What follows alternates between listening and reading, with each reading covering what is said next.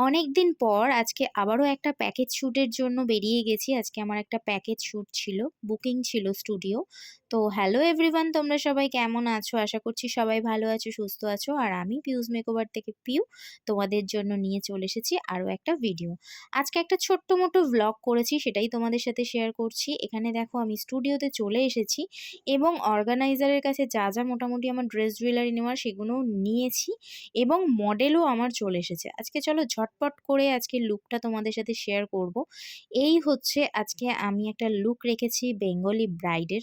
তো তোমাদের এই লুকটা কেমন লাগলো অবশ্যই কিন্তু তোমরা কমেন্ট করতে ভুলো না। আজকে আমার স্টুডিও বুকিং ছিল আর এই হচ্ছে মডেল।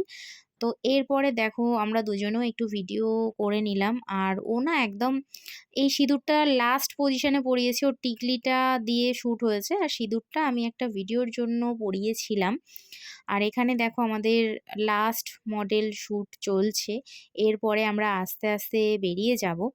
তো তোমাদেরকে একটা ছোট্ট মোটো কথা বলি, যারা ব্রাইডাল বুকিং করছো মানে ব্রাইড রিসেপশন যাই বলো না কেন, যারা সাজার জন্য বুকিং করছো তাদের সবার জন্য একটা রিকোয়েস্ট এবং মডেলদের জন্য, তোমাদের যে পাফগুলো আমরা ক্রিয়েট করি ব্যাক কম করে, তোমরা তারপরে চুলটা কিভাবে ছাড়াবে, তোমরা একটা বড় দাঁড়ার চিরুনি নিয়ে আস্তে আস্তে চুলের জট ছাড়াবে। এই যে দেখো এখানে আমার মডেল কিন্তু নিজে নিজেই ছাড়াচ্ছে এবং ওর খুব সহজে কিন্তু জটটা ছেড়েও যাচ্ছে।